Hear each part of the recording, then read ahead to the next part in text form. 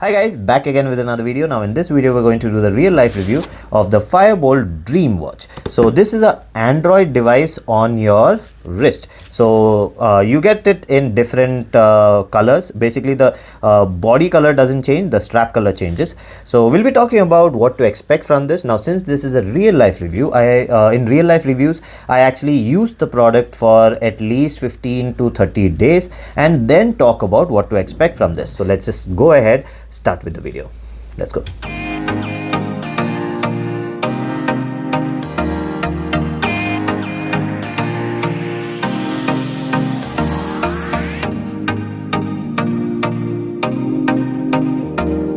Okay, so let's talk about what to expect from this. So let's start with the build quality and fit. So the build quality on this is quite good.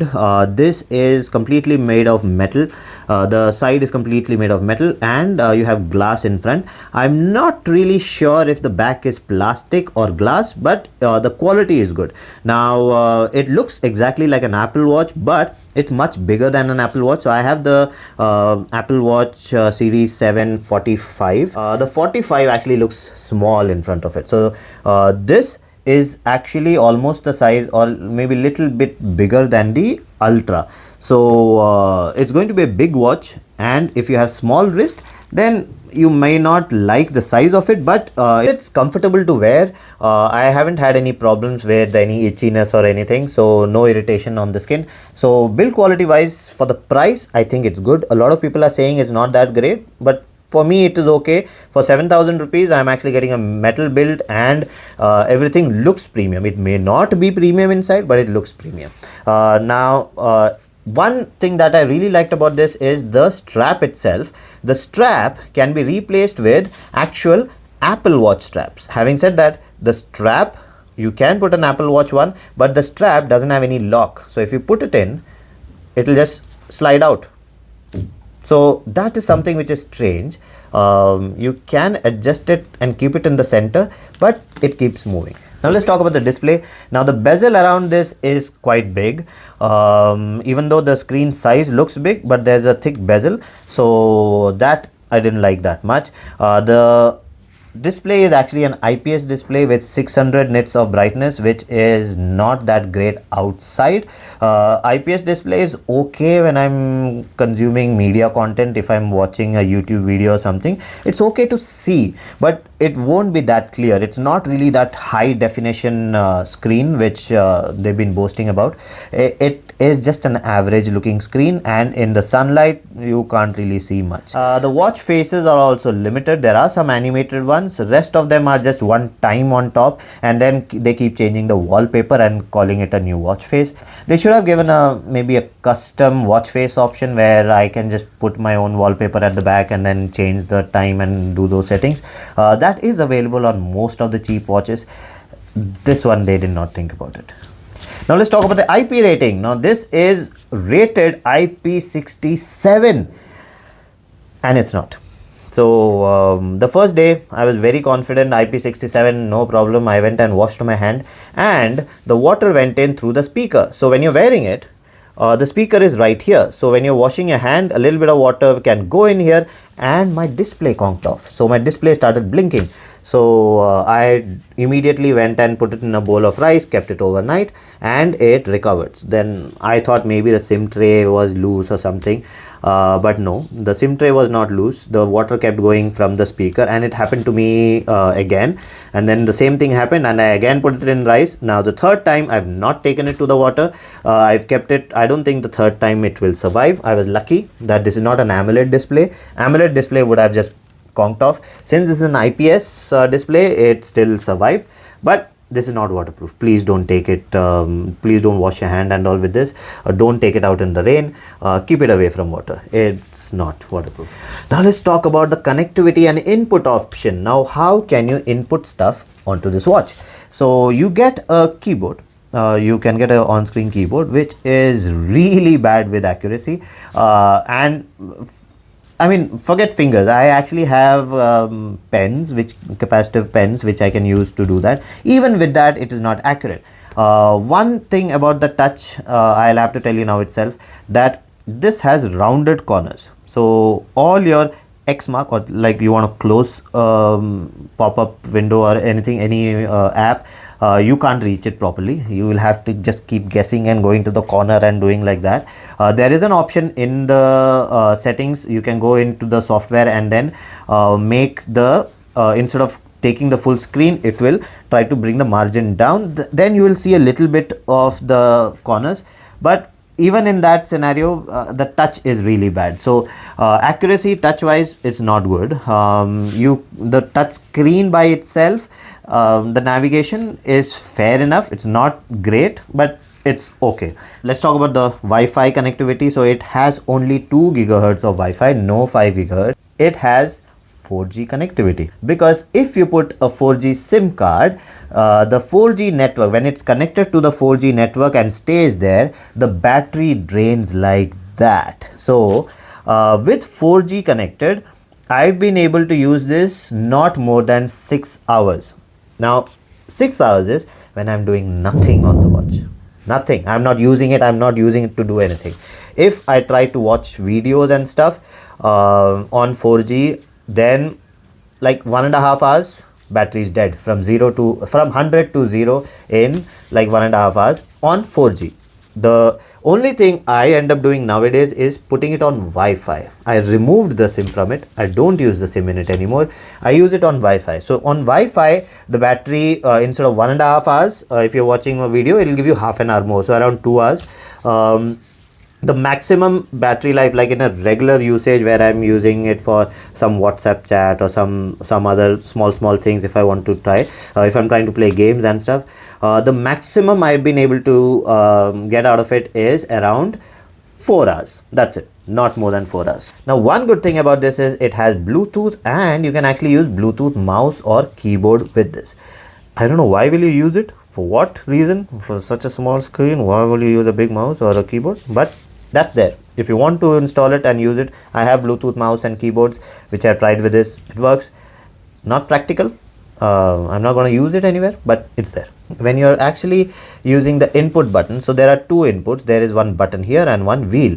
So generally with like the Apple watches and all the other watches with the rotatory bezel, not bezel, what is it called? The button. You actually are able to zoom in and zoom out of stuff, or maybe scroll up or scroll down in a menu. The wheel over here just works for the menu, like the settings here or some menu which is inbuilt. That's it. It doesn't work for any of the apps. So in Google Maps, you cannot even use 2 fingers to zoom. So this supports only 1 touch. Like all the other devices have gone to 10 touch. This is supporting 1 touch. So you cannot zoom in this. If you get something there, if there's a zoom button or something which comes on the screen, you can zoom, but 2 finger zooming and zoom out will not work. So I've been struggling with that. In the starting, I didn't realize, because that's one of the most basic things and which you normally find on all the devices. 2 touch or 5 touch. I mean, it's like years back. I don't know how did they go back that. I mean, no comments. But yeah, you cannot zoom in, zoom out, no touch function, and the buttons and everything doesn't work on apps. And the last input option, Google. So you can actually use Google Voice. So that actually works accurately. That has been good. Now let's talk about fitness. Now, if you've been following my channel, you know that I'm into fitness. I use my watches, bands, all the other devices, take it to the gym, test it. I took this to the gym and I was disappointed. Here you just have 5 or I think 5 exercise options which are related to you walking. There's skipping, there's walking, there's jogging, there is climbing and stuff. That's it. Okay, fine. For some people that will be the fitness thing. They just want to use it for morning walks and all that. So they just want to calculate their step count and calorie burnt and then heart rate. Oh wait, heart rate monitor is not present when you're using any of the exercise option. When you're walking and stuff, no, it will not tell you your heart rate. You will never get to know your your baseline. You will never get to know your resting heart rate. You will never get to know how high your heart rate went, and what is your zone, where you in fat burning zone, where you in, forget everything. There's nothing. So I don't know, I won't call it a fitness watch. Data, whatever it gets, is inaccurate, and I will not recommend this for anyone who is looking for a watch which is for health tracking. Now, since it doesn't have a active heart rate monitor, I won't really blame it for not having an oxygen monitor, which all the cheap watches nowadays have. When I'm saying cheap watches, I'm not saying quality wise, I'm saying price wise.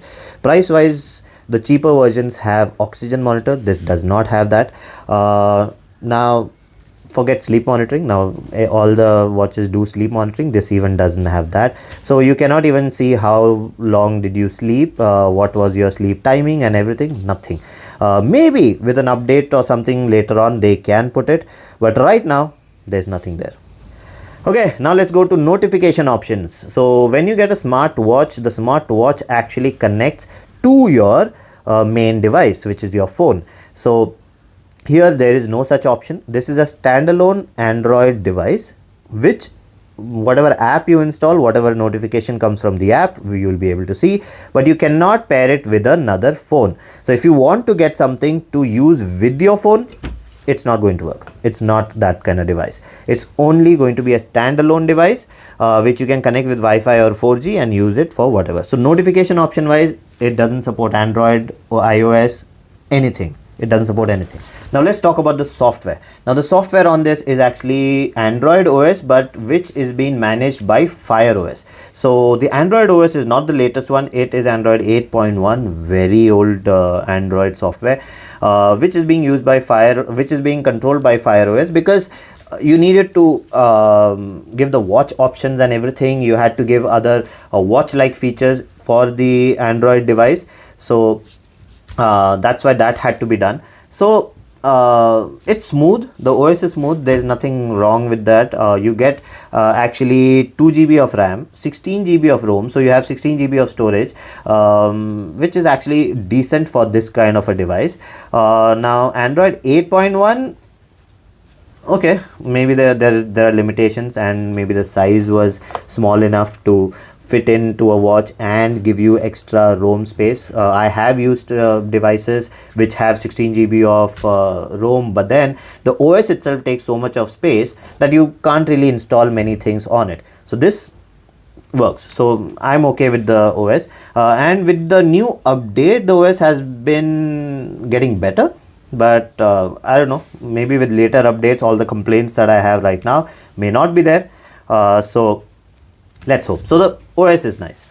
Okay, so that was all the main things. So now you know what are the limitations. There are a lot of limitations, but let's talk about the good things about this. So this is actually an Android device on your wrist.